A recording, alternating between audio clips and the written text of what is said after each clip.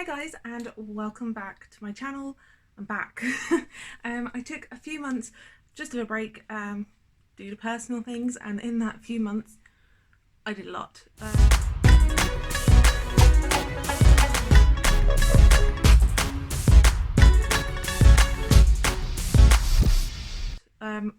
My hair my hair went from this to this to this to this. I'm back to my natural hair colour just because with lockdown and COVID I don't feel comfortable going to the hair salon even when they were open, and I figured natural hair colour was the easiest bet in the long run.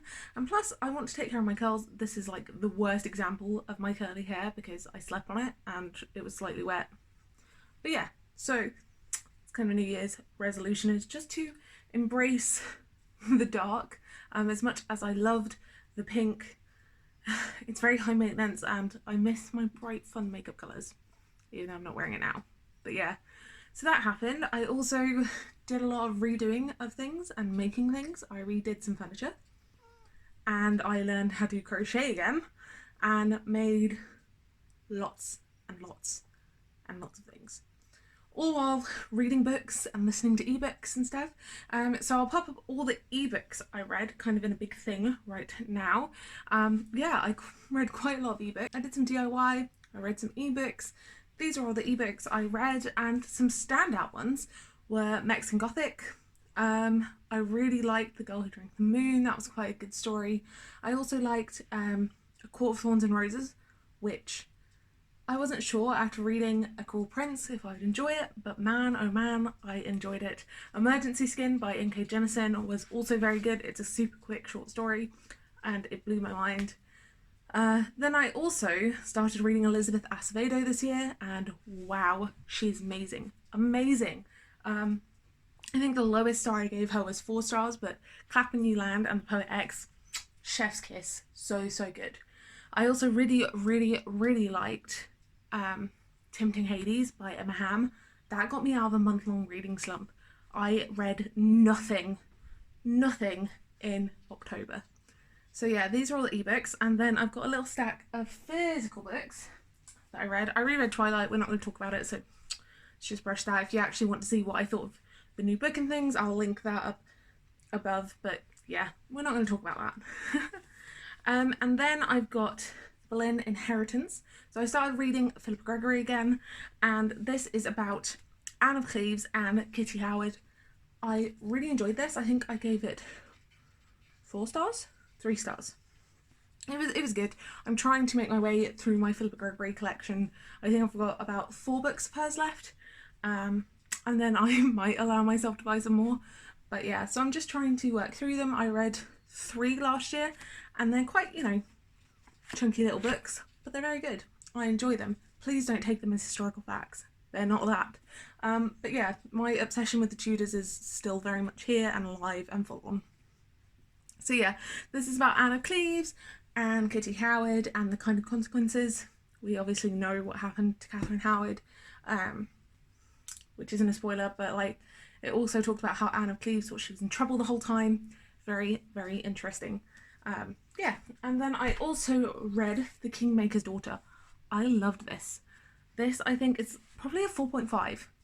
This is high up there on my favourite Philippa Gregory books, and it's simply because I loved the narrator. I loved the story.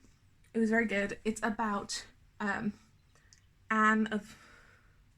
I was going to say Anne Bevel. That's not it. But it's about Anne Neville, who ends up marrying Richard III, and kind of the war between siblings and the right to be a king.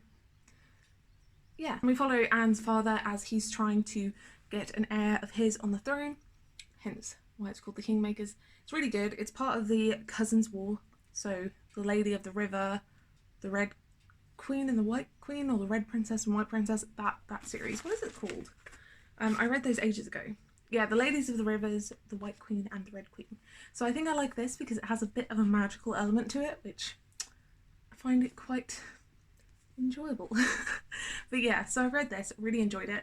This is part of the Tudor Court series. They're not really a series, they're just kind of in a group, and this is part of the Cousins War, and yeah, I found it quite magical, really enjoyed it. So slowly but surely working my way through my Philippa Gregory collection. And then let's just talk about this series, because I went into it thinking it would be a fun read, but I really enjoyed it, and that is the Iron Fae trilogy by Julie Kagawa. Oh my goodness, you guys, I did not think I would enjoy these so much, and I saw on NetGalley that there is a spin-off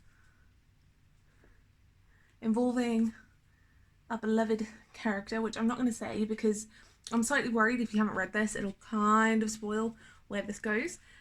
But yeah, there's a spin-off coming called The Iron Raven. I want to read it. They have recently got really beautiful cover updates, but I don't hate these. So yeah, I read these and I enjoyed them so much. These I could see me rereading because it's this magical fae world with a hint of Shakespeare inspiration, Midsummer Night vibes. Loved it. Really, really enjoyed. Highly recommend if you're looking for a new fae novel to read. The Iron King is the first one, and it says, something has always felt slightly off in Megan's life. Ever since her father disappeared before her eyes when she was 6, she has never quite fitted in at school or at home. When a dark stranger begins watching her from afar and her little brother is taken, Megan senses that everything she knows is about to change. She could have never guessed the truth. Megan is the daughter of Fairy King and a pawn in a deadly war. Now Megan will have to choose between the normal life and her magical destiny, and between her best friend and a darkly dangerous prince. It's time for Megan to enter the fairy world. Very good. Again, I have kind of enjoyed my fairy books, barring The Cruel Prince. Thought it was just but yeah, I liked A Court of Thorns and Roses. I really liked An Enchantment of Ravens. That was quite good. So yeah, if you're looking for a good fae series to pick up, this is, I highly recommend. It's very good. Right, so I think that's enough of me rambling. I did manage to read over 100 books in 2020. My goal was 100 and I read 126. I am a bit bummed about my October reading slump because I wanted to read Stephen King. I had some good horror books planned. I still read The Troop, which was on my horror list, and I just thought it was okay. There were some gross bits. Don't understand the hype. So I read a lot of books over the past 4 months, and I know this isn't a traditional sit down, but that would have been very boring. And yeah, I hope that you are doing well in 2021. I know for us in the UK it's a bit of a naff start, but hopefully it'll get better. Yeah, and look out for more traditional style videos. I can't do my travel videos that I wanted to do and my outdoor videos because we're not allowed to, so eventually you will see more than just book content from me. But there is nothing wrong with books.